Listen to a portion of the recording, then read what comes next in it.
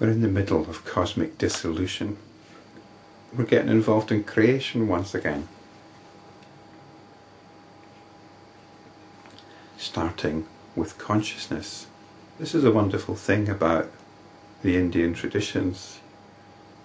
They begin with consciousness, whereas in the West, people will argue even that there's no such thing as consciousness, or at best that it's an epiphenomenon of matter.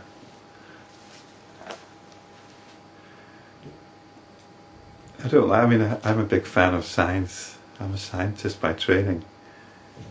But philosophically, existentially, we've got it completely the wrong way round. It's useful if you're a scientist or if you're anybody that works with matter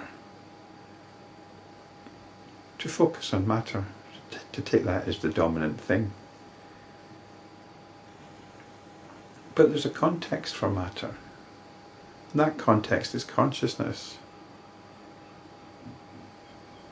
But we have so much trouble in acknowledging it, so much trouble in properly appreciating it. We have so much trouble in giving it its due place, and its due place is the beginning, the heart of everything that is happening right now. And this is one of the reasons why I think people in the West have trouble getting their head around Hindu and Buddhist teachings, because they don't appreciate what consciousness is and its prime role. It takes a bit of getting used to, but it really is perfectly obvious. It doesn't need to be proved, explained. Just acknowledge it and stop trying to explain it away.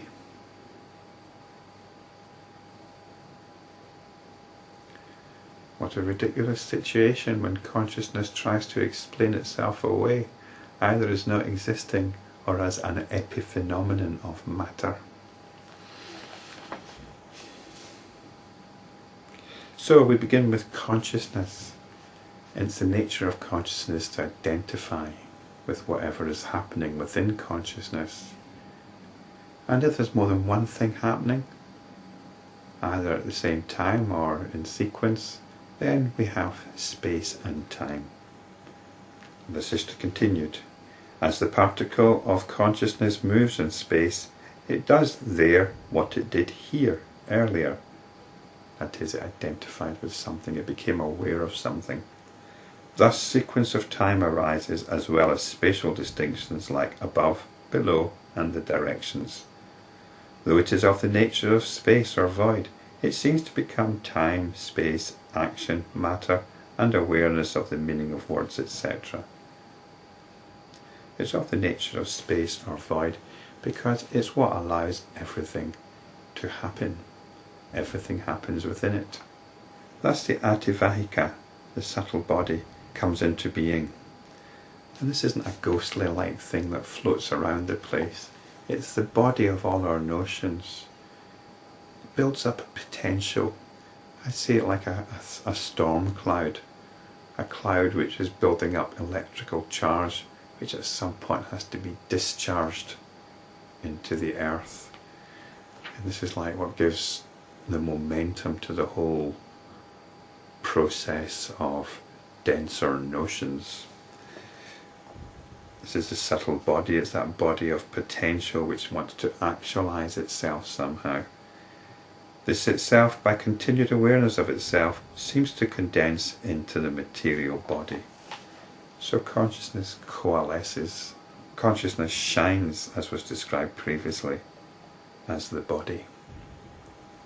Consciousness becomes embodied, though it is truly like space, incapable of being contained. In it there arise the ideas of head and of feet, and it sees these as existing organs. These notions arise of body parts.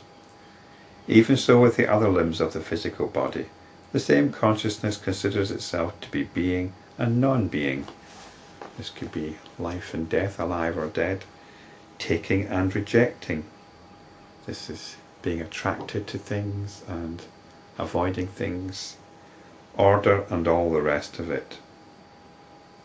Order is to do with your sense of who you are within a particular social hierarchy, for example.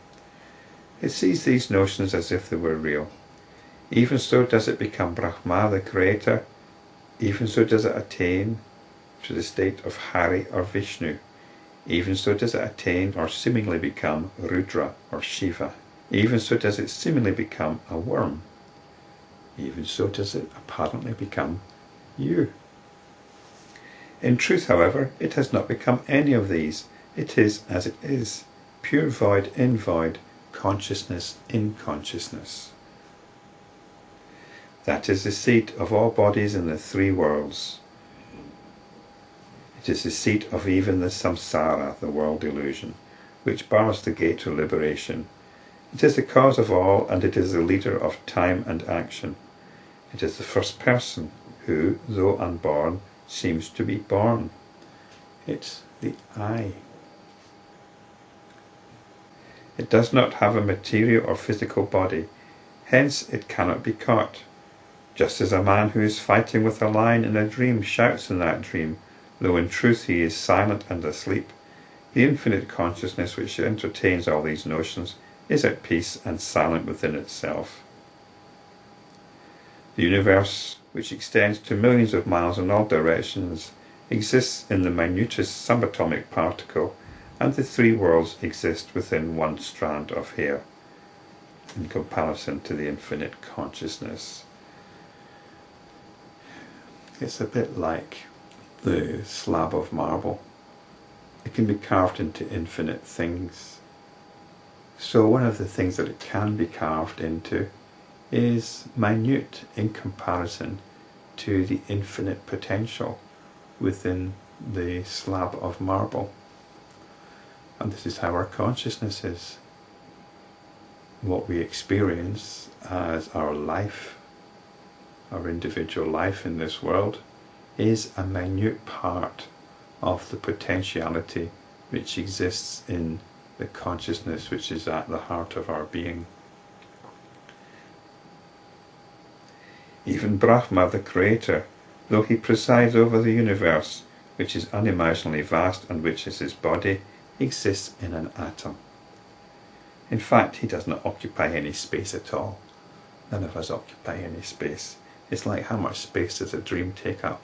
Answer that question, and then you've got the answer to how much space we occupy. In fact, he does not occupy any space at all, just like the mountains seen in a dream. The cosmic person has been called Svayambhu Brahma, the self-born creator, also as Virat, cosmic person, but in truth, O Ram, he is but pure consciousness. Because this consciousness becomes aware of motion, of movement, it experiences such motion or life force. This is the prana and the apana, whose whirling motion comes to be known as wind in the universe, which is the very heart of the universe. The exudations, as it were, of this prana are known as vata or wind, pitta or heat, and shleshma or moisture, the three humours of the body, and their cosmic counterparts, wind, sun, and the moon. So an intimate connection is seen here between the body and the cosmos, which gets explored in the next chapter.